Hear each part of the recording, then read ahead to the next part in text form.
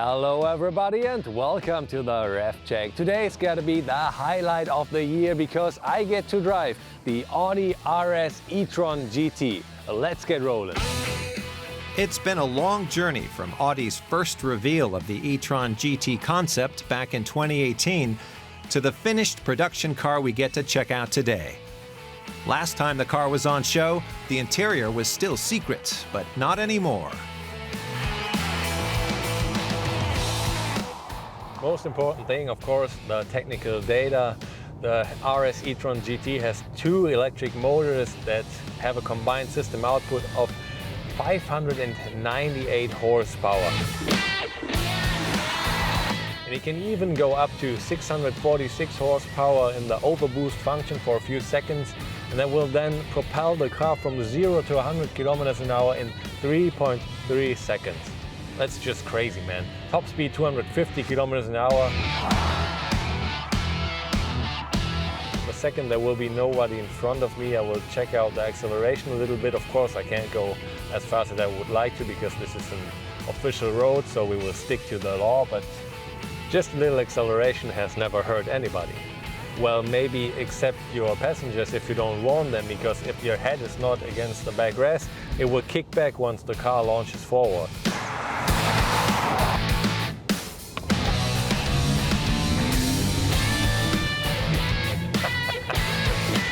Woo! That's crazy, man, that's crazy. The interior design matches the sportiness of the rest of the car. It's almost like sitting in a racing car cockpit, but considerably more comfortable and luxurious, of course.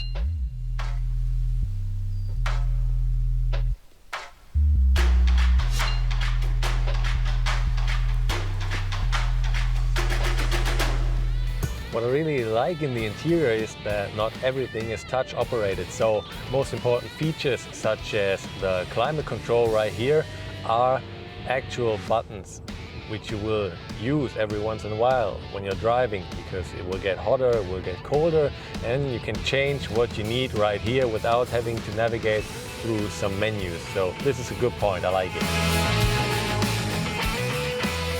Most of you probably don't know this, but back in 2018 I was among a few lucky ones that got to drive the e-tron GT prototype in the streets of LA. Check this out.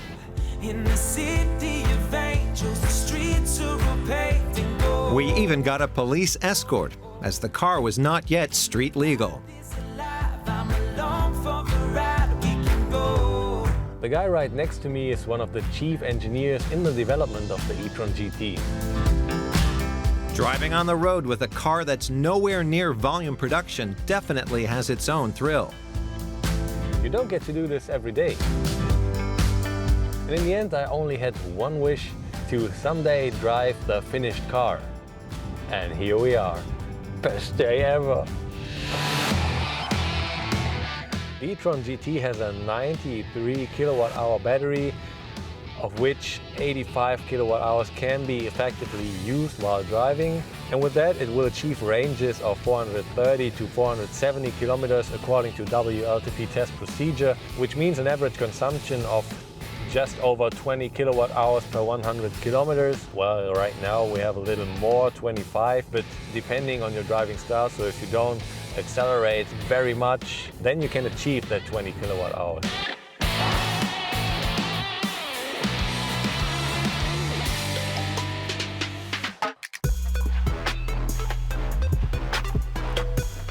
Design-wise, the car is very close to the prototype from 2018, which is rather uncommon, but definitely not unwelcome.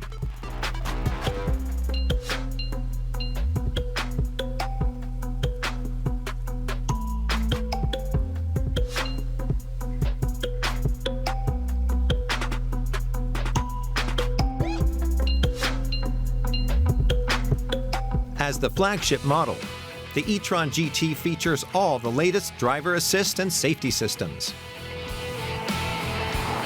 So of course you have different driving profiles which you can choose via this button right here: efficiency, comfort, dynamic, and depending on your driving mode, the sound of the car will change. If you put it to dynamic, you will hear some sonorous sound in the background, which is not too much. And if you change to efficiency or even comfort, then the car will be more silent, which is also quite nice if you plan to have a longer trip.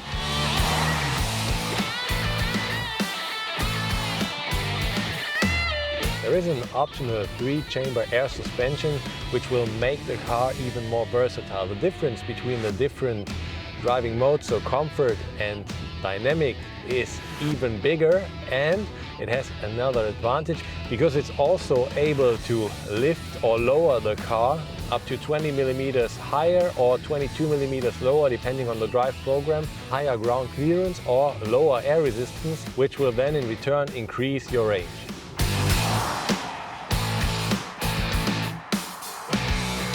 Next to the RS e-tron GT, there is also a regular e-tron GT, which has a little less horsepower, 476, and it will make the standard dash from 0 to 100 kilometers an hour in 4.1 seconds, which is still a crazy figure, but not as crazy as in the RS e-tron GT we're testing right now.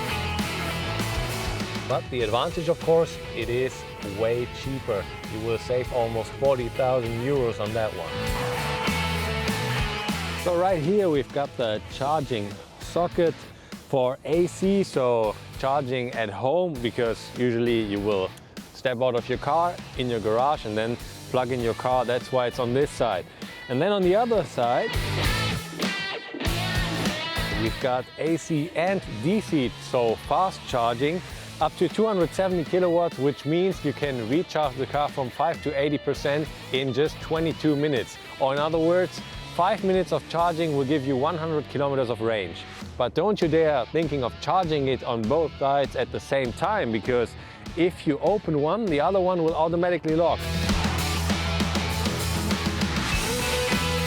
Audi estimates that around 85% of e-tron GT customers will charge their car mainly at home, so at a wall box with 11 or 22 kilowatts, which would then take the car a maximum of 8 hours to fully recharge if it was empty. Speaking of empty, where you will usually find the engine with other cars, with the e-tron GT, when you open up the front, you will find a front trunk, or as others like to call it, the frunk. It's not exactly very big, but you can still fit a few things in there. And you still got the trunk in the back. The trunk at the rear features 405 liters. But as you can tell, it is rather flat, so you won't be able to fit any big things in there. But on the other hand, that's with most cars that have that body type, so it's okay.